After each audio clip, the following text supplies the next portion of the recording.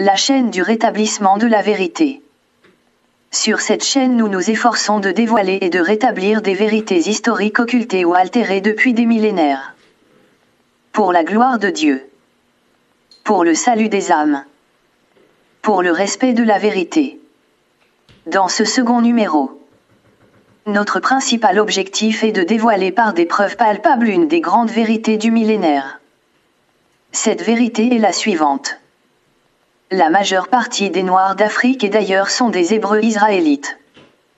Les enfants de la maison de Jacob, le peuple élu de Dieu. Nous vous fournirons des preuves visuelles, historiques, bibliques et scientifiques.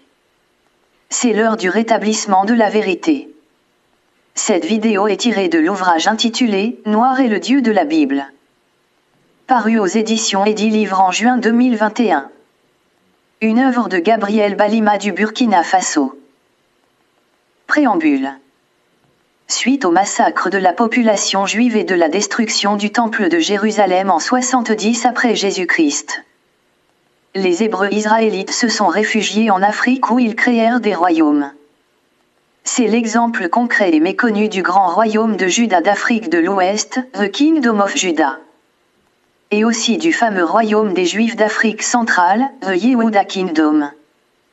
Les enfants de la maison d'Israël ont donc vécu environ 15 siècles en Afrique sans être inquiétés, de 70 à 1600 après Jésus-Christ.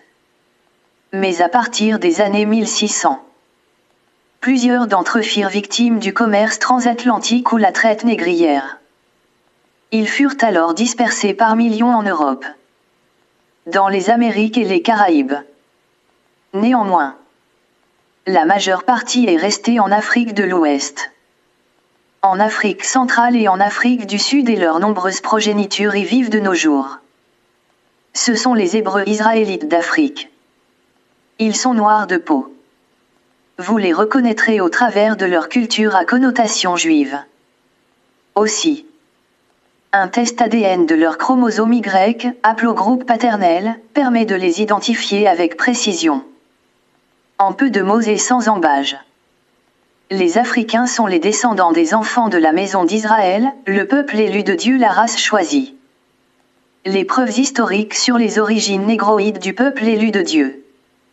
Le royaume de Juda en Afrique de l'Ouest. Voici une carte de l'Afrique occidentale, Négroland, datant de 1747. Tracée par des cartographes européens Bowen et Emmanuel. Elle indique clairement la présence des enfants d'Israël en Afrique. Au milieu de cette carte est entourée de plusieurs royaumes. Nous voyons l'inscription « Kingdom of Judah or Ouida Slave Coast », c'est-à-dire « le royaume de Juda ou la côte des esclaves de Ouida ». Notons que le royaume de Juda constituait la côte des esclaves. Voici une autre carte d'Afrique centrale, The Yehuda Kingdom, c'est-à-dire le royaume des Juifs. Tracée par les explorateurs européens de 1747, elle indique la présence des Juifs en Afrique centrale. En conclusion, l'Afrique de l'Ouest, l'Afrique centrale, l'Afrique du Sud ainsi que leurs environs sont censés abriter de nos jours les descendants de ces Hébreux israélites. L'évidence de la présence de nombreux royaumes juifs en Afrique est donc une vérité historique attestée. Et voici une confirmation subsidiaire. Dr Rudolf R. Windsor à la page 84 de son livre intitulé « From Babylon to Tombouctou » fait un compte-rendu de la dispersion des Hébreux israélites. Nous lisons. En l'an 70 de notre ère, le général Vespasien et son fils Titus mirent fin à l'État juif par un grand massacre de la population. Durant la période de Pompée et Julius, on estime que plus d'1 million de Juifs israélites se réfugièrent en Afrique, fuyant ainsi la persécution et l'esclavage dont ils étaient l'objet. Dr Rudolf spécifie. Les Juifs qui ont immigré au nord, au sud et à l'est du Soudan ont convergé vers les pays situés aux alentours des rives du fleuve Niger. Il existe des preuves et bien d'autres qui seront révélées par les experts, stipulant qu'avant la traite des Noirs et suite à celle-ci, des tribus, des colonies et des royaumes juifs existaient en Afrique de l'Ouest. Fin de citation. En effet, les éminents historiens et les encyclopédies confirment qu'en l'an 70 après Jésus-Christ, il y eut la grande révolte des Juifs en Israël qui s'est soldée par le siège et la destruction du Temple de Jérusalem. Ce fut la date emblématique de la dispersion des Juifs à travers le monde. À l'issue du siège, il y eut un massacre sans précédent de la population. Pendant ce carnage, beaucoup de Juifs moururent et des milliers furent appréhendés. Subséquemment, ils devinrent des prisonniers et des esclaves de l'armée romaine. Les personnes pauvres qui ont survécu sont néanmoins restées en Israël et leurs descendants y sont de nos jours. Elles ont la peau noire. Mais les plus nantis qui ont échappé à l'hécatombe se sont installés à Sanaa au Yémen, tandis que la majeure partie d'entre eux alla s'installer en Afrique. Ils ont ainsi fondé de grands royaumes avec une brillante civilisation en Afrique de l'Ouest, en Afrique centrale et en Afrique du Sud. Oui. Une brillante civilisation qui a laissé des traces indélébiles telles que le mur de Benin City au Nigeria, qui était 4 fois plus long que le Grand Muraille de Chine, et dont la construction a nécessité 100 fois plus de matériel que celui de la grande pyramide de Khéops en Égypte. Cette structure, considérée comme la plus grande merveille archéologique de la planète, fut détruite par les Britanniques. La finesse de l'art de l'époque surpassait même celle de nos jours. Cette brillante civilisation, les colonisateurs britanniques l'ont détruite aux environs des années 1800. Après avoir détruit les monuments historiques et la civilisation des Hébreux israélites d'Afrique, les Européens et leurs bateaux négriers les capturèrent. Victimes de la traite négrière, ils furent alors vendus en Europe, aux USA, en Amérique latine et dans les îles lointaines. Leurs descendants y sont de nos jours. Ils ont la peau noire. Afin d'entériner la véracité de notre propos sur les origines négroïdes du peuple élu de Dieu, et à titre d'exemple, nous citerons l'historiographie des Mossi du Burkina Faso. Vous verrez comment ce peuple noir d'Afrique de l'Ouest, au travers de sa tradition et sa culture, justifie son ascendance hébraïque. Les Mossi du Burkina Faso affichent une apparence israélite. Naissance du royaume Mossi. L'Amazonienne Nanga était une princesse, fille aînée du roi de Gambaga, actuel Ghana. Son histoire remonte à environ 1000 ans. Venue du Ghana et montée sur un cheval mâle, elle aurait rencontré un chasseur d'éléphants nommé Diyaré, dont la déformation du nom donna Rialé. De leur union naquit un fils nommé Wedraogo, qui eut à son tour un fils du nom de Zungrana. Ces fils et leur progéniture posèrent les fondements du royaume Mossi. Bref rappel historique sur l'empire du Ghana, qui est le pays d'origine des Mossi du Burkina Faso. Les récits des historiens européens et arabes révèlent que l'empire du Ghana fut fondé par des Juifs hébreux israélites. De 300 à 1100 après Jésus-Christ, le Ghana était un puissant empire qui prédominait sur toutes les régions côtières. L'empire était sous le règne de son fondateur Ja, un roi juif de la dynastie d'Akaja originaire du Yémen. Il avait établi sa capitale à Gao sur la rive du Nil qui devint l'actuel Mali. Référence: The Greatest of the Realm of the Soudan. Al-Yacoubi, 872 après Jésus-Christ. Caravan Route from Egypt to Ghana Ibn al-Faqi, 903 après Jésus-Christ. Eldad the Danite, auteur juif du IXe siècle. Les fondateurs du royaume Mossi qui sont venus du Ghana ont légué à leur progéniture des traditions qui se transmettent fidèlement de génération en génération. L'observation empirique et l'analyse de cet héritage ancestral révèlent des connotations juives et permettent de remonter dans le temps et de découvrir les origines ethniques de ce peuple, en absence de tout lien géographique et historique avec le Moyen-Orient. Beaucoup de tendances militent en faveur de la thèse selon laquelle les Mossi seraient véritablement issus des Hébreux israélites. Je fais allusion aux coutumes des Mossi et qu'on ne retrouve pas chez les peuples voisins. Curieusement, ces coutumes ont de fortes similitudes avec les lois de l'Ancien Testament. Quelques exemples illustratifs. Le Faso d'Anfani. Je constate que la culture burkinabé, surtout celle des Mossi, est un indice palpable de leur identité israélite. Leur tissu traditionnel, le faso d'Anfani, est une preuve visuelle et un indice patent. Faso d'Anfani burkinabé. Tissu traditionnel des Mossi. Tali. Chalet traditionnel de prière juive hébreu israélite. Avez-vous remarqué la ressemblance des deux tissus? Ce tissu fait partie des symboles du pays des hommes intègres. Il est porté par les chefs d'État et chefs coutumiers et les Burkinabés l'arborent avec fierté partout où ils vont. Il est souvent accompagné d'un foulard aux couleurs noir, blanc, rouge frappé d'une colombe blanche. Dans le cadre de la valorisation et de la protection des produits locaux, le gouvernement burkinabé a fait labelliser ce pagne traditionnel tissé par les femmes. Cet accoutrement est un langage qui raconte toute une histoire remontant des millénaires dans le passé. Vous avez certainement remarqué qu'il est une réplique conforme des tissus portés par les Juifs partout dans le monde.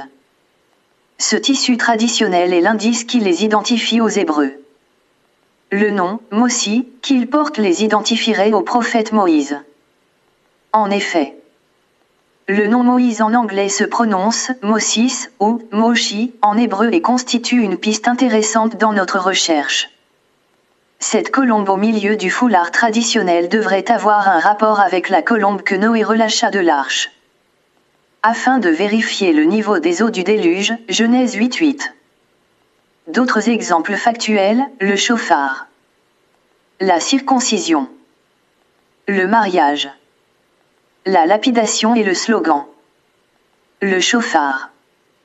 Lorsque le patriarche Abraham voulut offrir son unique fils Isaac en sacrifice à Dieu, c'est un bélier que Yahvé Dieu envoya. Un substitut qui fut sacrifié à la place de l'enfant. La tradition juive raconte que la corne du bélier en question est devenue une trompette, le chauffard, utilisé par les Juifs partout dans le monde. Le son du chauffard rappelle au Seigneur Dieu son alliance avec Israël. Les Burkinabés ont leur chauffard qui est utilisé par les danseurs de Warba. La circoncision. La circoncision de tous les enfants mâles est obligatoire pour les Hébreux israélites. Elle constitue un signe de leur alliance avec le Dieu de la Bible, Genèse 17:10. Les Européens ainsi que les nouveaux convertis au christianisme avaient horreur de la circoncision. C'est pour cette raison que les apôtres ont tenté d'alléger ou de supprimer la circoncision. Eh bien, au Burkina Faso tous les Mossi sont circoncis et c'est une honte que d'être incirconcis. La circoncision est pratiquée dans chaque région à travers une initiation. Au cours de cette cérémonie, les jeunes d'une même génération reçoivent une formation hors de la ville et font ainsi leur entrée dans la classe des adultes. Cette pratique ancestrale est un indice de leur appartenance au peuple élu de Dieu. Le mariage et la consécration des premiers-nés. Le mariage. Dans le mariage Mossi, lorsque le mari meurt, le droit revient exclusivement au petit frère du défunt d'hériter la femme et de poursuivre la procréation. C'est aussi une des lois lévitiques. De même, une femme Mossi qui voit ses règles ne doit ni préparer le repas ni toucher les objets sacrés. C'est une des lois lévitiques sur le caractère impur d'une femme pendant sa période de menstruation. Voir Lévitique 15. La consécration des premiers-nés. Pour que le pharaon d'Égypte accepte de libérer sans condition les esclaves hébreux, il a fallu que Dieu fasse mourir tout mâle premier-né selon qu'il est écrit. Tout fils aîné dans ce pays mourra. Depuis le fils aîné du pharaon qui est sur le trône jusqu'à celui de la servante qui fait tourner la meule ainsi que tout premier-né du bétail, Exode 11:5. Par la suite le Seigneur Dieu exigea du peuple d'Israël que lui soient consacrés tous les premiers-nés. Nous lisons. Tout premier-né m'appartient. En effet, depuis le jour où j'ai fait mourir tous les premiers-nés des Égyptiens et où je me suis consacré tout premier-né en Israël, tant ceux des hommes que ceux des animaux, ils sont à moi. Je suis l'Éternel, Nombre 3:13. Cette coutume qui consiste à prélever pour Dieu tout premier-né Je l'ai retrouvé dans la famille des monarques du royaume Mossi de Tinkodogo. Au passage, il importe de rappeler que Tinkodogo est à la fois le berceau des Mossis et aussi la capitale du royaume. En effet, chaque année, l'empereur du royaume Mossi offrait de nombreuses jeunes filles en mariage, soit en récompense pour un bienfait, soit pour honorer un dignitaire quelconque. Mais l'obligation non négociable liée à un tel mariage est que tout premier-né dans ce mariage revienne de droit au monarque. Voyez-vous la similitude avec les lois de la Torah? S'il s'agit d'une fille, elle rejoindra la cour royale dès son jeune âge et un jour, elle sera à son tour offerte en mariage et ainsi le cycle se perpétue. S'il s'agit d'un garçon, il restera dans la cour royale. Les empereurs du royaume Mossi appliquent dans la simplicité des coutumes héritées des ancêtres, et qui permettent de les identifier en tant que descendants des patriarches de l'Ancien Testament. La lapidation. Dans le marché central de Ouagadougou, la capitale du Burkina Faso, il est courant de voir la population lapider les voleurs pris en flagrant délit jusqu'à ce que mort s'ensuive. La mort par lapidation est aussi une pratique biblique héritée des Hébreux israélites et appliquée par les Mossis de manière inconsciente, comme une inconscience collective. Voir Lévitique 21-2, 24-13-14, Deutéronome 13-6-10, etc. Le slogan. Vous aurez peut-être remarqué ce fait mystérieux et impénétrable. Le nom, hébreu israélite, est synonyme d'esclavage. De sorte qu'on peut affirmer sans risque de se tromper qu'Israël et la servitude sont indissociables. En effet, le jeune Joseph, bien qu'irréprochable et vertueux, fut enchaîné dans l'asservissement durant des décennies selon qu'il est écrit. Il envoya un homme devant eux. Joseph, vendu comme esclave, on meurtrit ses pieds d'entrave. Son cou fut mis au fer, psaume 105, 17-18. Aussi, tous les enfants de la maison de Jacob ont été enchaînés dans la servitude en Égypte pharaonique durant 4 siècles, sans avoir commis le moindre forfait. Il y a 400 ans, d'autres Hébreux israélites d'Afrique, totalement innocents, ont été enchaînés dans l'esclavage de la traite négrière et jusqu'à ce jour, leurs descendants demeurent dans leur pays de servitude. Ce cycle infernal de servitude et d'extermination de sa population a suivi Israël tout au long de son histoire et demeure actif de nos jours, étant donné qu'ils étaient tout le temps en captivité, toujours déportés et asservis. Les Hébreux israélites ont choisi désormais de mourir plutôt que d'aller de nouveau en captivité. C'est une telle scène tragique et macabre qui se déroula sur la montagne de Masada, où des centaines d'Hébreux se donnèrent la mort à l'approche de l'armée romaine qui s'apprêtait à prendre leur forteresse. Ce slogan des Israélites, « La mort vaut mieux que l'esclavage », est fidèlement respecté au Faso. En effet, il est courant de voir des chefs coutumiers se donner la mort lorsque le monarque décide de leur destitution en réclamant le bonnet royal. Ces chefs coutumiers trouvent que « la mort vaut mieux que la honte ». Ce slogan, remanié par le père de la révolution burkinabé, le président Isidore Thomas Sankara, était scandé avec fierté comme devise du pays. La patrie ou la mort. Nous vaincrons. La vérité historique est que le capitaine Thomas Sankara serait un Hébreu israélite de souche. En fait, il était un Ouédraogo authentique de la famille royale de Kiama. C'est dans cette famille royale qu'il payait son impôt de capitation sous le nom de Ouédraogo Isidore Thomas. Le nom Sankara qu'il a porté était plutôt celui de son père adoptif qui fut un ancien combattant. Celui-ci prêta son nom de famille au jeune Isidore Thomas, afin de faciliter son inscription dans la prestigieuse école militaire dénommée PMK, Prytanée militaire du Kadiogo, dont seuls les enfants d'anciens combattants étaient admis. D'ailleurs, est-ce pour rien qu'il fut un grand promoteur du Faso d'Anne Fani et de la culture burkinabé? Le transfert de la culture israélite vers les Mossis, Quelques analogies. Il y a une pléthore d'analogies entre les coutumes hébraïques et celles des Mossi. De sorte qu'il serait fastidieux de vouloir toutes les énumérer dans la présente thématique. Au regret d'abuser de votre temps. Vous me permettrez tout de même de citer 3 derniers exemples probants. Il s'agira de la fameuse Basga du chef. De l'exemple de la vie de Nabé-Oubri et enfin. Le plagiat de la généalogie biblique. La Basga du chef. Chaque année à la fin des récoltes, l'empereur des Mossi de Tinkodogo organisait une grande fête dénommée la Basga du chef. C'est l'équivalent de la fête des épis dans Deutéronome 3:16. Ce sont 3 jours consécutifs de festivités qui rassemblaient de grandes foules de sorte que la ville était toujours plongée dans un immense nuage de poussière dû à l'effervescence des festivités. À cette fête, tous les chefs coutumiers qui répondaient de la royauté s'assemblaient puis se prosternaient devant l'empereur et ensemble. Ils offraient des sacrifices.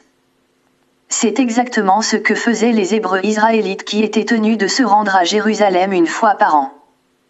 Pour se prosterner devant le Seigneur Dieu et se réjouir en sa présence. Wayuguya. Ou Wanuguyan, dans la langue Mossi signifie « Venez vous prosterner devant le roi ». C'est le nom de la 3e ville du Burkina Faso, le royaume Mossi du Nord, où la royauté a connu une gloire légendaire avec Nabé Kango. La devise de ce royaume Mossi est « Pangton Sabo », qui signifie « la puissance éternelle ou la gloire éternelle ». Ce sont des aphorismes bibliques. N'est-ce pas? Aussi. J'ai toujours cherché à comprendre l'origine d'une autre fête sacrée dénommée Moskibsa, qui signifie « la fête des Mossi », qui est célébrée une fois l'an dans tous les royaumes Mossi. À cette fête, le mouton est à l'honneur car un bélier est sacrifié en souvenir du grand-père Abraham qui avait voulu offrir son fils unique en sacrifice à Dieu. Pourtant les monarques du royaume Mossi sont des animistes et n'ont rien en commun avec le christianisme et l'islam. N'ayant pas d'écriture.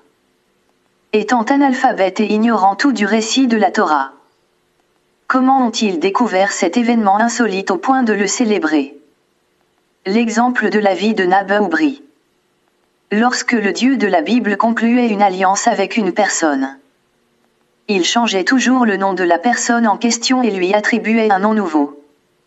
Ainsi, il a changé le nom du patriarche Abraham, de sa femme Sarah, de Jacob, etc.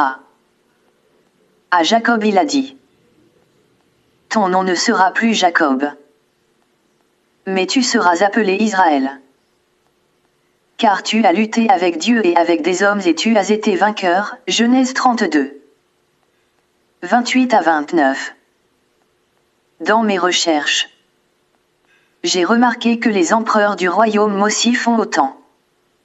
À chaque fois qu'ils sortaient victorieux d'une guerre, ils changeaient les noms des personnes et baptisaient les endroits concernés, comme il est de coutume dans la Torah. Est-ce le fait du hasard? La vie de Nabé-Oubri nous fournit quelques indices indéniables. En effet, dans le centre du pays vivaient des archers, Tampsoaba, initiés à la guerre et qui terrorisaient les populations par des pillages et des razzias. Les habitants de Zignaré qui avaient marié leur fille au Nabazungrana, empereur des Mossi de Tinkodogo, et duquel mariage naquit le prince Oubri, envoyèrent des émissaires auprès de l'empereur afin de solliciter son secours. L'empereur Zungrana choisit le prince Oubri et lui dit: observe tout ce que je fais. Va et fais de même. C'est ainsi que le prince Oubri quitta la cour royale avec une troupe armée pour secourir ses grands-parents maternels. Après plusieurs tentatives avortées de pénétrer les défenses des archers, il finira par découvrir leur secret de guerre et leur envoya ce message: préparez-vous à la guerre car cette fois-ci, je pénétrerai dans votre ville et la détruirai avec ses habitants. Après avoir consulté fétiches et médiums, ces braves archers comprirent qu'ils perdront la guerre. Ils résolurent alors de lui faire allégeance et de signer un traité de paix avec le prince de Tinkodogo. Ils l'accueillirent donc avec beaucoup d'honneur et demanda la paix au prince qui accepta. À condition que cessent les pillages. Et voici ce que fit le prince Oubri sur le champ. Après les cérémonies d'offre de paix, il changea les noms des généraux de guerre qui venaient de se soumettre à lui, en donna à chacun d'eux un nom nouveau.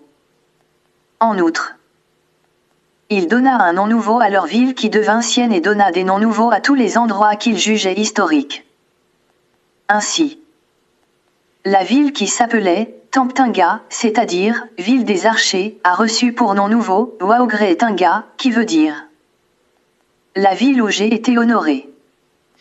C'est ce nom que porte la capitale du Burkina Faso, Ouagadougou.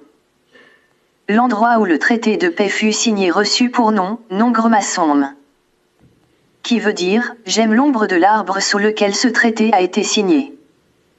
C'est le nom que porte ce quartier de la ville de Ouagadougou. Par la suite, le prince Oubri proposa aux archers d'unifier leurs forces communes, pouvoirs et fétiches, afin de conquérir les villes mitoyennes, dans la perspective d'élargir les frontières du nouveau royaume Mossi de Ouagadougou qui venait ainsi de naître. Les archers se soumirent au désir du nouveau roi, devinrent des subordonnés dans le royaume et ainsi commencèrent les guerres d'annexion des contrées. L'endroit où ils décidèrent d'unir leurs forces reçut pour nom Paspanga, qui veut dire « ajouter ma force à la vôtre ». C'est le nom que porte ce quartier de Ouagadougou. Bref, comme vous pouvez le constater, ce sont là des dogmes des patriarches hébreux et de leur Dieu, et qu'on retrouve chez les Mossi. Nous savons que le hasard ne produit pas de loi. Ces choses qui se répètent tant chez les patriarches hébreux que chez les Mossi est un héritage. Le roi Oubri les a apprises de son père qui, lui aussi, les a hérités de ses ancêtres et ces faits constituent des empreintes digitales de leur ascendance hébraïque. Le plagiat de la généalogie biblique. La généalogie biblique a pris naissance dans Genèse 5 il y a environ 4000 ans. Et curieusement, les nombreux chanteurs traditionnels et les griots des royaumes Mossi récitent avec une ferveur religieuse la liste de tous les rois et empereurs du Mogo qui ont régné depuis Nyenanga jusqu'à ce jour. C'est exactement ce que faisait le peuple de la Bible. C'est la généalogie biblique telle que nous la connaissons. La version africaine. Les Mossi ont adopté ce principe de la généalogie biblique continue et ce fait constitue un indice révélateur de leurs origines hébraïques. Les noms que les Mossi donnent à leurs enfants ont une corrélation avec Dieu. Wen Kuni, Dieu donné. Wen So. Wen Dila, propriété de Dieu. Wen Yam, volonté de Dieu. Buen Zemwende, qui est comme Dieu, etc. Traduisez ces noms en hébreu et vous serez en plein dans l'Ancien Testament. Autre hébreu israélite du Burkina Faso. En tant que Mossi du Burkina Faso, j'ai démontré que notre ethnie est une ancienne communauté juive hébreu israélite. À entendre les autres ethnies raconter l'histoire de leur peuple, il n'y a point de doute que le pays tout entier est habité par des Hébreux israélites. En effet, les Mossi se sont subdivisés pour donner naissance au royaume des Gourmantché, Deya Dessé, Deyana, etc. Le royaume Mossi de l'Est est composé d'Eyana. Le patriarche d'Eyana était un prince de Gambaga et frère de l'Amazone Nyenanga. Mon entretien avec Monsieur Bako, B. de l'intendance militaire à Ouagadougou, m'a fourni un indice et une piste intéressante qu'il conviendrait d'explorer. De l'ethnie des Gourounsi du Burkina Faso. Cet homme défendait depuis bien longtemps que les membres de son ethnie sont des Hébreux israélites. Leur nom de famille, Bako, signifie « ceux qui sont venus d'Orient » en référence à Israël qui est situé au Moyen-Orient. Avant cet entretien, des témoins que j'ai interrogés certifient l'avoir entendu révéler ces vérités à qui voulait l'entendre. Le Dieu des Hébreux israélites à la recherche de ses enfants dispersés dans le monde. Sans l'ombre d'un doute. L'historiographie des Mossis du Burkina Faso confirme leur ascendance hébraïque. Nombreux sont les aveux qui attestent que les Mossis font partie des Hébreux israélites, le peuple élu de Dieu. Ces aveux sont-ils confirmés par la Sainte Bible? Indirectement nous répondons « oui ». Car un autre fait historique et documenté confirme que le Dieu de la Bible était à la recherche de ce peuple dispersé qui est sien. En effet, la première vague de chrétiens à envahir l'Afrique fut les prêtres catholiques qui accompagnèrent les colonisateurs. Ils furent succédés par les évangélistes protestants. Ce fut lors d'une conférence de prière aux USA que le Saint-Esprit instruisit les chrétiens évangélistes des Assemblées de Dieu de se rendre en terre africaine, de chercher et de trouver le Mossiland, c'est-à-dire la terre des Mossis, et d'y apporter l'évangile de Jésus-Christ à ce peuple particulier qui s'appelle les Mossis. C'est ainsi que les évangélistes américains arrivèrent en Afrique du Sud à la recherche de ce peuple. Mais les Sud-Africains leur expliquèrent que le royaume Mossi se trouvait en Afrique de l'Ouest. Les évangélistes américains descendirent donc en Sierra Leone. Là-bas, ils reçurent l'information selon laquelle le royaume Mossi se trouvait en Haute-Volta qui est l'actuel Burkina Faso. Finalement, c'est à partir de la Sierra Leone que l'expédition des évangélistes américains entamèrent le long et pénible voyage de Freetown à Ouagadougou. Pour ce faire, ils longèrent la côte à bord d'un courrier anglais jusqu'à Conakry en Guinée. Ensuite ils empruntèrent la voie ferrée jusqu'à Cancan. De là ils tanguèrent sur le fleuve Niger pendant 12 jours jusqu'à Bamako au Mali. De Bamako ils empruntèrent un bateau à vapeur jusqu'à Mopti. À partir de Mopti le voyage se poursuivit sur la terre ferme. Pendant 28 jours la caravane continua son voyage à travers des terrains accidentés. Les femmes âgées étaient transportées dans des hamacs tandis que les jeunes missionnaires se déplaçaient à cheval ou à bicyclette. Plusieurs aides africains portaient les hamacs ou les bagages et conduisaient les ânes qui transportaient les provisions. C'est ainsi que les évangélistes américains, composés de Harry et Grace Wright, Elbert et Mary Lippé, Margaret People et Jenny Farnsworth, arrivèrent enfin chez les Mossis à l'époque de l'empereur Nabacoum de Ouagadougou le 1er janvier 1921, et y apportèrent la parole de Dieu. Leur mission fut un succès et une bénédiction car aujourd'hui, au centenaire de l'implantation de leur ministère évangélique, on compte des milliers de pasteurs dans l'église des Assemblées de Dieu du Burkina Faso.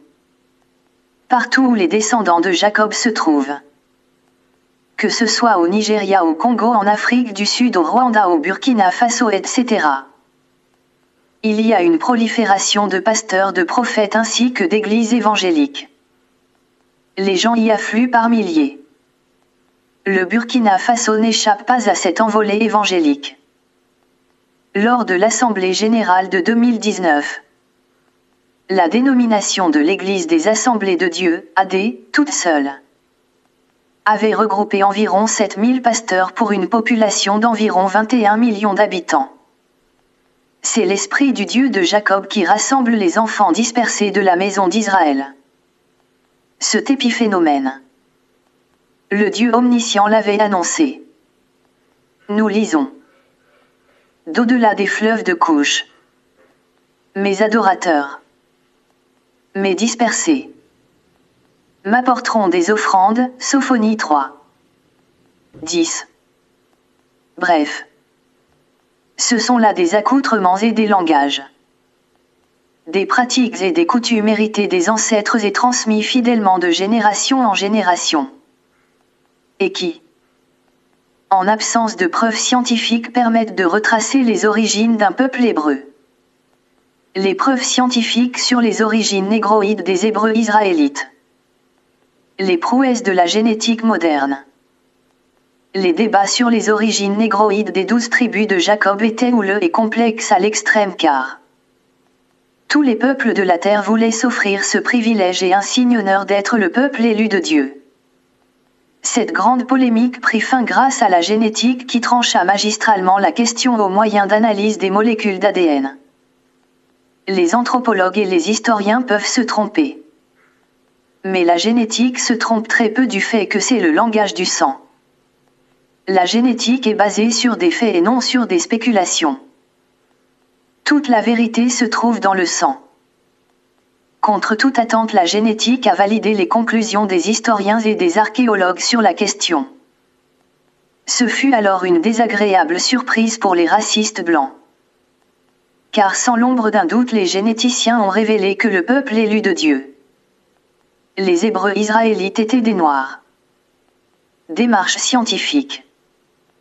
Un simple échantillon de votre salive détient toutes les informations sur vos origines raciales grâce à l'ADN qui s'y trouve. Par votre salive, les généticiens peuvent connaître votre lieu de naissance, votre race, la couleur de votre peau, de votre chevelure, de vos yeux, toutes les maladies susceptibles d'apparaître dans votre vie, etc. Pour vérifier la crédibilité de ce test ADN, j'ai expédié un échantillon de ma salive à ancestry.dna.com. Le résultat était stupéfiant. Après l'analyse de mon ADN, les généticiens américains ont indiqué sur ce tableau que je suis né en Afrique de l'Ouest. Sur le graphique historique de l'analyse, ils ont encerclé les éventuels pays dans lesquels mon ADN a été formé. Vous remarquerez que les cercles se croisent au Burkina Faso, lieu de ma naissance. Pourtant, je vis aux USA depuis 21 ans et je n'ai jamais quitté le territoire américain. En dépit de tout cela, je porte dans mon sang toutes les informations sur mes origines ethniques. Explication scientifique. Pour tout être humain, le nombre de chromosomes est de 46, dont 23 sont hérités de chacun des parents. 2 chromosomes, le X et le Y, déterminent le sexe. Les femmes n'ont que 2 chromosomes de type X dont chacun est hérité des parents. Les hommes possèdent un chromosome X hérité de la mère et un chromosome Y hérité du père. Tous les hommes qui ont un même ancêtre mâle possèdent aussi un chromosome Y identique. Et la différence peut résider seulement dans le cumul des mutations. Puisque les chromosomes Y sont fidèlement transmis de père en fils. Tous les mâles d'une même lignée ancestrale devraient théoriquement avoir des chromosomes Y presque identiques. Ainsi, à partir des informations contenues dans les chromosomes Y de l'ADN, les scientifiques iront en profondeur dans leurs investigations et parviendront à identifier avec précision le peuple qui représente les Hébreux israélites ou les nègres. Le marqueur ADN de Cohen. Cohen est un mot hébreu qui signifie prêtre. L'on prononce Cohen et le pluriel est Kohanim. Les vrais prêtres Kohanim sont des Hébreux israélites noirs de peau disséminés sur l'ensemble du territoire d'Israël. Malgré les persécutions, ils n'ont jamais quitté Israël et sont restés fidèles au sacerdoce lévitique. Ils prétendent être les descendants du grand prêtre Aaron, le frère de Moïse. Aaron fut le premier Cohen et tous les Lévites le sont aussi. À la manière des Juifs de l'Ancien Testament, ces prêtres Kohanim retracent leur généalogie jusqu'à Aaron. Depuis 3300 ans, la prêtrise d'Aaron fut transmise de manière ininterrompue de père en fils. Compte tenu du fait que les chromosomes de l'ADN Y se transmettent uniquement de père en fils, il est possible de retrouver le même ADN dans le sang de tous les prêtres descendants d'Aaron. L'aplogroupe ou le marqueur ADN. C'est la clé de l'énigme. En principe, lorsqu'un groupe ethnique vit ensemble depuis un temps prolongé, se mariant entre eux et mangeant la même nourriture et ayant les mêmes coutumes, il y a un marqueur ADN qui finit par apparaître dans leur sang et qui permet de les distinguer en tant que groupe ethnique ou racial. Ce marqueur ADN est connu sous le nom d'aplogroupe. Puisque les enfants de la maison d'Israël ont passé 430 ans en Égypte dans la vallée de Goshen. Alors tous les enfants mâles des Hébreux israélites sans aucune exception doivent porter le même marqueur génétique. Le même haplogroupe ou marqueur YSTR dans leur sang. Après avoir rassemblé les échantillons de salive de ces prêtres Kohanim et procédé méticuleusement à l'analyse, les généticiens ont trouvé que le marqueur spécifique E1, B1, A était commun chez ces prêtres Kohanim. Il n'y avait plus de doute. Ces prêtres Kohanim sont des descendants en ligne directe du prêtre Aaron, le frère de Moïse. Ils sont aussi les vrais descendants des 12 tribus de Jacob, le peuple élu de Dieu. Ce marqueur de Cohen qui permet d'identifier les Hébreux israélites partout où ils se trouvent est connu sous le nom de marqueur E1, B1, A ou EM2. C'est le marqueur ADN des prêtres Kohanim ou marqueur ADN des enfants de la maison d'Israël. Conclusion. Si vous n'êtes pas de l'aplogroupe E1, B1, A, alors vous n'êtes pas les vrais descendants des prêtres Kohanim. Quel que soit votre nom de famille ou les documents qui prouvent vos origines actuelles. La génétique est basée sur des faits et non sur des opinions.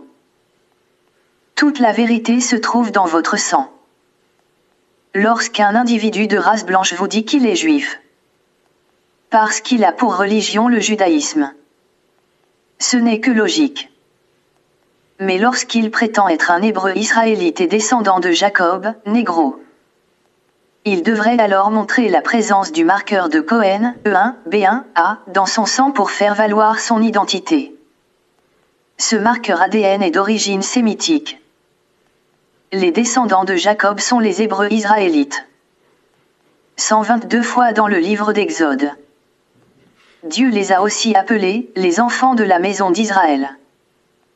Quant à l'appellation, juif, retenons que le peuple du livre de l'Exode n'était pas désigné par ce terme, mais par Hébreux israélite. C'est dans 2 Rois 16:6.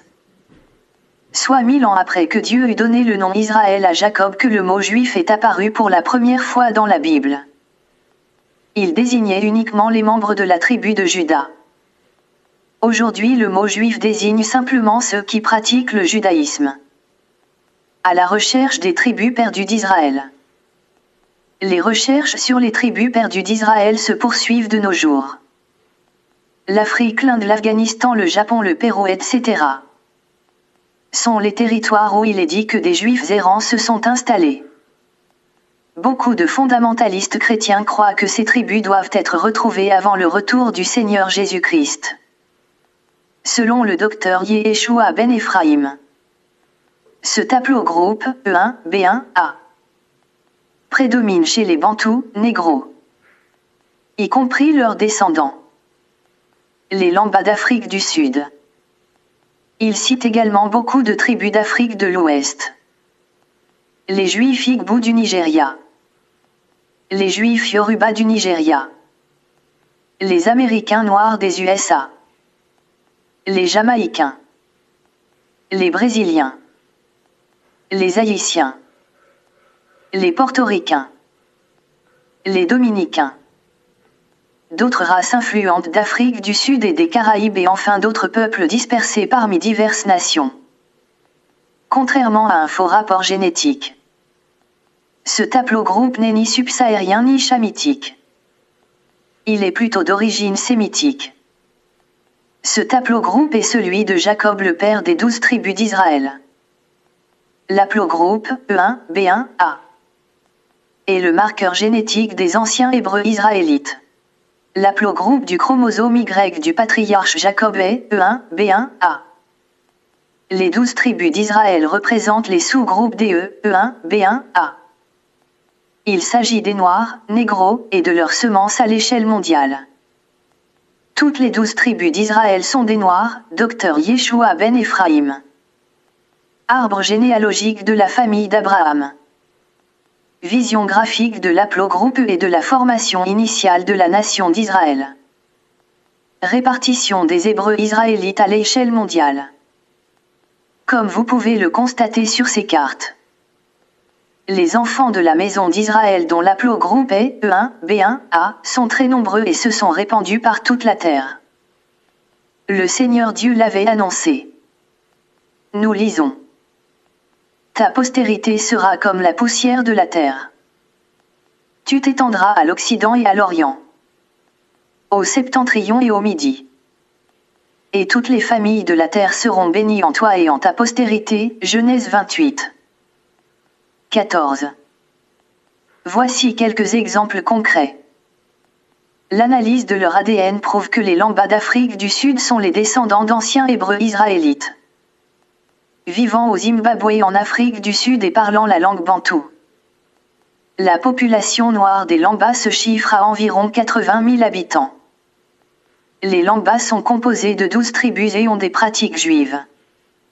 Ils portent des calottes, pratiquent la circoncision, s'abstiennent de consommer le sang et le porc, etc. Leur tradition orale indique que leurs ancêtres étaient hébreux israélites et qu'ils avaient fui la terre sainte il y a 2500 ans environ. Ils se seraient d'abord installés dans la ville de Sanaa au Yémen avant d'immigrer en Afrique. Ce récit, comme tant d'autres, ressemblait à un autre mythe sur les tribus perdues d'Israël. Mais les scientifiques britanniques ont fait des tests ADN qui ont confirmé leur origine sémitique car les hommes Lambas portent en eux le marqueur des prêtres Kohanim, E1, B1, A. Le langage de leur chromosome Y témoigne que les Lambas ont le même ancêtre qui a vécu il y a 3000 ans au nord de l'Arabie. Ce qui correspond à la période où Moïse et Aaron ont commencé le sacerdoce lévitique. Il s'agit là d'une preuve irréfutable. Une découverte majeure sur les origines noires des vrais Juifs qui sont les Hébreux israélites, le peuple élu de Dieu. Migration des Lambas de Sanaa en Afrique du Sud. Les Lambas.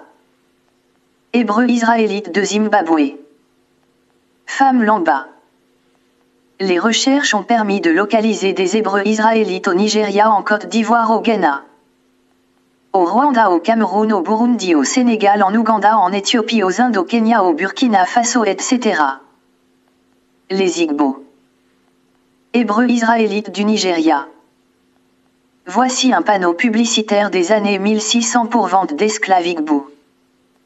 Vous constatez que le nom Igbo ou Ibo est tout simplement une distorsion dans la prononciation du mot hébreu.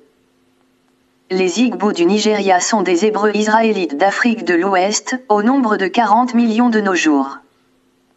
Les Juifs d'Éthiopie. Les Danites. Juifs de Côte d'Ivoire. Sont des Hébreux israélites de la tribu de Dan. Hébreux israélites du Ghana. Hébreux israélites de l'océan Indien. Hébreux israélites d'Ouganda. Hébreux israélites du Cameroun. Hébreux israélites du Burkina Faso. Hébreux israélites Tutsi du royaume des Grands Lacs.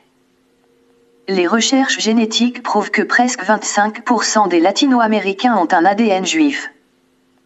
Des recherches sans précédent entreprises par une douzaine de professeurs à travers le monde démontrent que le quart des latino-américains ont un ADN hébreu de manière significative.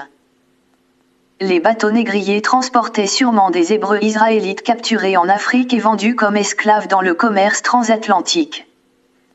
Après les analyses scientifiques de leur ADN, on a obtenu ce tableau.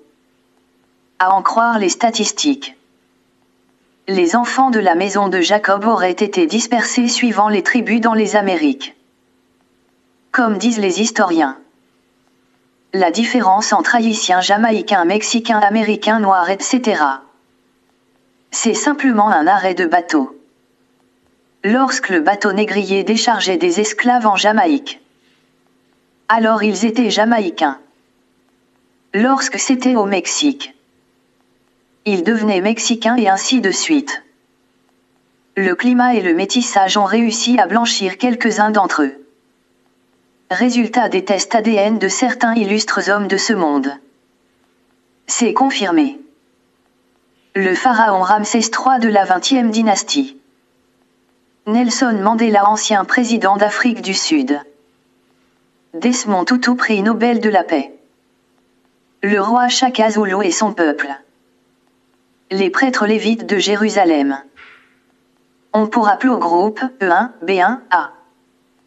Ils sont des Hébreux israélites.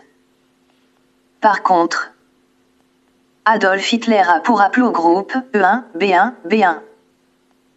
Napoléon Bonaparte a pour haplogroupe E1, B1, B1, C1 astérisque. Albert Einstein appartient à l'haplogroupe E1, B1, B1, B2 astérisque. Président Barack Obama est un chamite de la tribu de Luo au Kenya. L'haplotype de son ADN Y est E1, B1, B. Benjamin Netanyahou, Premier ministre de l'État d'Israël, a pour haplogroupe R1AZ93. L'ADN des Hébreux israélites au Burkina Faso. Un indice patent. Lorsque j'affirmais dans mon ouvrage intitulé « Noir est le Dieu de la Bible » que les Mossis du Burkina Faso sont des Hébreux israélites, mes propos pourraient ressembler à des allégations sans solide fondement.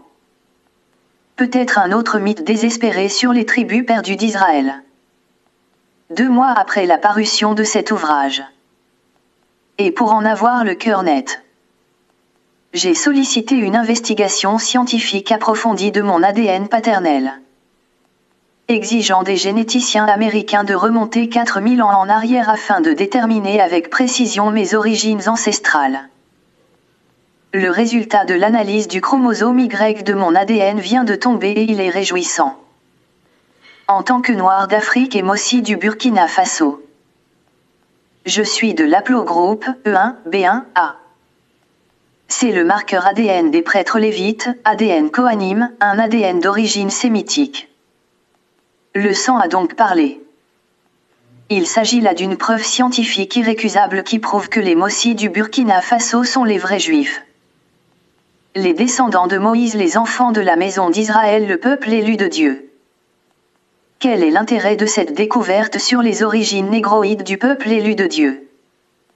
Être un juif hébreu israélite ne donne certes pas accès au ciel.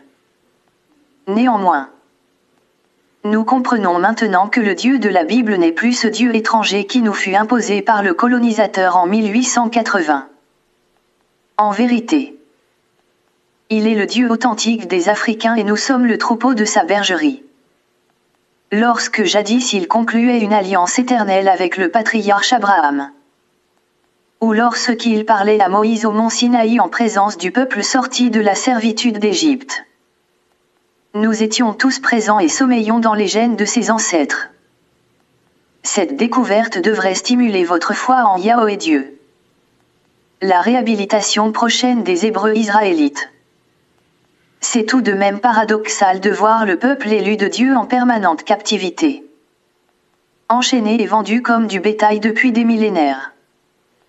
On est donc en droit de se demander: pour quelles raisons souffre-t-il l'opprobre de nos jours? Eh bien, cet état de fait est le résultat de l'amour conflictuel entre le Dieu créateur et son fils Jacob. La cause principale est que Israël a violé de manière récurrente la Sainte Alliance avec Dieu et ne s'est point repenti. Comme vous le savez, le patriarche Abraham, qui était noir de peau, avait conclu avec Yahvé Dieu une alliance éternelle qui impliquait aussi tous ses descendants. L'alliance fut renouvelée avec les 12 tribus d'Israël au mont Sinaï en présence de Moïse et du prêtre Aaron. Cette fameuse alliance comportait des clauses de bénédiction pour Israël lorsque l'alliance est respectée, mais aussi des clauses de malédiction en cas de rupture de l'alliance. Malheureusement, après s'être confortablement installés à Canaan, la terre promise qui devint Israël, les enfants de la maison d'Israël ont rompu toutes les clauses de l'alliance de manière récurrente et ne se sont point repentis. Pour une raison inconnue, les enfants de la maison de Jacob abandonnèrent leur Dieu et servirent des divinités païennes, au point de brûler leurs enfants en sacrifice à ces faux dieux. Alors, l'Éternel Dieu se mit en colère contre son peuple et il prit en aversion tous les siens. C'est ainsi que commença le déclin de la gloire des enfants d'Israël. Jacob perdit sa liberté, ses richesses, sa renommée légendaire mais également son pays. Le Seigneur Dieu l'en avait prévenu. Selon qu'il est écrit. Tu perdras par ta faute l'héritage que je t'avais donné. Je t'asservirai à ton ennemi dans un pays que tu ne connais pas. Car vous avez allumé le feu de ma colère. Et il brûlera toujours. Jérémie 17. 4. En vérité. Les déportations. La dispersion des enfants d'Israël. La traite négrière ainsi que l'opprobre que vivent les Hébreux israélites de nos jours sont les conséquences de la colère de Yahvé Dieu sur son peuple du fait de l'abandon de son alliance. À travers plusieurs prophètes, le Seigneur Dieu avait annoncé à son peuple les châtiments qui se déferleront sur lui. De manière explicite, il avait annoncé la dispersion des enfants d'Israël. Et c'est ce qui arriva. Nous lisons. L'Éternel te dispersera parmi tous les peuples, d'une extrémité de la terre à l'autre. Et là, tu serviras d'autres dieux que n'ont connus ni toi, ni tes pères. Du bois et de la pierre, Deutéronome 28. 64. Je vous disperserai parmi les nations et je tirerai l'épée après vous. Votre pays sera dévasté et vos villes seront désertes. Lévitique 26. 33. Le Seigneur Dieu avait aussi annoncé les déportations et la traite négrière en des termes on ne peut plus explicites. Sa prophétie s'est accomplie. Selon qu'il est écrit. L'ennemi mettra un joug de fer sur ton cou jusqu'à t'exterminer. Deutéronome 28. 48. Vous avez été vendus aux païens. Mais ce n'était pas pour vous exterminer. Si Dieu vous a livré à vos ennemis, c'est que vous aviez excité sa colère. Vous avez offert des sacrifices non pas à lui mais à de faux dieux et provoqué ainsi celui qui vous a fait. Baruch 4. 6 à 7. Le Seigneur Dieu avait aussi annoncé le désarroi et les moqueries que subissent les Hébreux israélites de nos jours. Et le monde entier est témoin des tourments qui se déferlent de manière implacable sur les Noirs d'Afrique et d'ailleurs. C'est la colère de Yahvé Dieu sur ses enfants selon qu'il est écrit.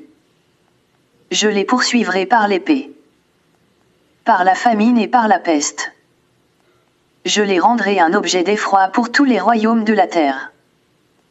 Un sujet de malédiction, de désolation, de moquerie et d'opprobre parmi toutes les nations où je les chasserai. Jérémie 29.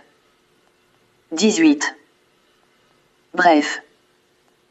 Quelles que soient les malédictions, la désolation, les moqueries et l'opprobre qui se déferlent sur les enfants d'Israël de nos jours, Dieu leur réserve cependant une issue favorable. Israël a certes violé l'alliance de son Dieu et a bu de la main de l'Éternel la coupe de sa colère. Il a sucé jusqu'à la lie la coupe d'étourdissement. Cela devrait être une punition pérenne vers l'extermination complète des enfants d'Israël. Mais le Seigneur Dieu est plein de compassion. Il garde son alliance à perpétuité. Pour la gloire de son nom. Il a pardonné à Jacob son infidélité. Il promet de renouveler son alliance avec lui. Lorsque reviendra le Messie, il s'engage à les ramener des îles lointaines pour leur pays et renouvellera son alliance avec Israël. Selon qu'il est écrit. Nation. Écoutez la parole de l'Éternel et publiez-la dans les îles lointaines. Dites. Celui qui a dispersé Israël le rassemblera. Et il le gardera comme le berger garde son troupeau. Car l'Éternel rachète Jacob. Il le délivre de la main d'un plus fort que lui. Jérémie 31, 8 à 11. Voici. Je les rassemblerai de tous les pays où je les ai chassés dans ma colère, dans ma fureur et dans ma grande irritation. Je les ramènerai dans ce lieu. Et je les y ferai habiter en sûreté. Ils seront mon peuple et je serai leur Dieu. Jérémie 32. 37 à 38. En ce temps-là, je vous ramènerai. En ce temps-là, je vous rassemblerai. Car je ferai de vous un sujet de gloire et de louange parmi tous les peuples de la terre. Quand je ramènerai vos captifs sous vos yeux. Dit l'Éternel, Sophonie 3. 20. Ainsi parle ton Seigneur. L'Éternel ton Dieu qui défend son peuple. Voici. Je prends de ta main la coupe d'étourdissement, la coupe de ma colère. Tu ne la boiras plus. Je la mettrai dans la main de tes oppresseurs qui te disaient. Courbe-toi et nous passerons. Tu faisais alors de ton dos comme une terre. Comme une rue pour les passants, Ésaïe 51. 22 à 23. En guise de synthèse pour ce second numéro de la chaîne du rétablissement de la vérité. Nous disons ceci. Ne vous laissez plus tromper. Il n'y a jamais eu de juifs blancs. Les vrais juifs dont la Bible fait mention sont noirs de peau. Ils sont dispersés en Afrique, dans les Caraïbes, aux Amériques, dans les îles lointaines. Les soi-disant juifs de race blanche qui vivent en Israël et aux USA sont plutôt des Khazars et des Ashkénazes, d'origine européenne qui se sont convertis au judaïsme au 8e siècle et qui de surcroît parlent l'hébreu. Référence. Jewish Encyclopédia volume 4. Article en Khazar page 1 à 5. Il n'y a aucun lien de consanguinité entre ce peuple blanc et Jacob qui est le père des 12 tribus d'Israël. Venu de toute l'Europe et fuyant les persécutions d'Adolf Hitler. 1. Mandat de l'ONU de 1947, les autorisa à s'installer en terre sainte d'Israël. En effet, la résolution 181 du 29 novembre 1947 de l'Assemblée générale des Nations unies a décidé de partager la Palestine en 2 États. L'un arabe, l'autre juif avec un régime international spécial pour Jérusalem. C'est alors que ces Européens débarquèrent en Israël à partir de ce navire en 1948. Ils créèrent ainsi la nation d'Israël. Mais l'analyse scientifique de leur matériel génétique prouve clairement que leur ADN est à 99% européen. Sans aucune trace d'ADN du Moyen-Orient. Leur ADN tire plutôt sa source des pays tels que la Pologne, la Hongrie, l'Australie, la Lituanie, la Russie. Référence pour les youtubeurs. Ashkenazi DNA is 99% European with no trace of Middle East. Nathan M. Pollock est un blanc. Un juif khazar qui a passé 40 ans à rechercher les origines de ses frères juifs. Il finira par conclure que 6 sur 10 des juifs en Palestine et 9 sur 10 dans l'hémisphère nord, USA, ne sont pas de vrais juifs, mais des descendants des tribus féroces des Khazars qui erraient dans les steppes de la Russie australe il y a des siècles. Référence. The Jewish That Are Not. San Diego Union. 28 août 1966. H.G. Wells. Dans son grand livre intitulé « Outline of History », stipule qu'il y a des milliers d'années, les Édomites sont devenus juifs. Il affirme que ces Édomites ont rejoint le peuple turc de la Russie australe, les Khazars, qui, eux aussi sont devenus un peuple juif et constituent à d'eux les Juifs blancs de nos jours. M. Wells a conclu que « la plupart des Juifs d'aujourd'hui n'ont jamais vécu en Judée et ne sont jamais sortis de la Judée ». En conclusion, les vrais Juifs hébreux israélites, le peuple élu de Dieu sont les Noirs d'Afrique et d'ailleurs. Nous vous fournirons de plus amples informations dans le prochain numéro. Avant de nous quitter, nous vous conseillons vivement de faire vos propres recherches sur le sujet. Ainsi, vous vous rendrez à l'évidence combien les révélations et les conclusions exposées dans cette vidéo ne relèvent ni de la vanité, ni de l'orchestration. Il s'agit de faits historiques et scientifiques avérés sur nos origines nobles. et qui cependant nous ont été cachés depuis des siècles.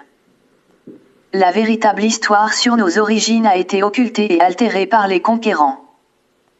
Des origines nobles et divines qui ont suscité la jalousie et la haine raciale à l'encontre des Noirs.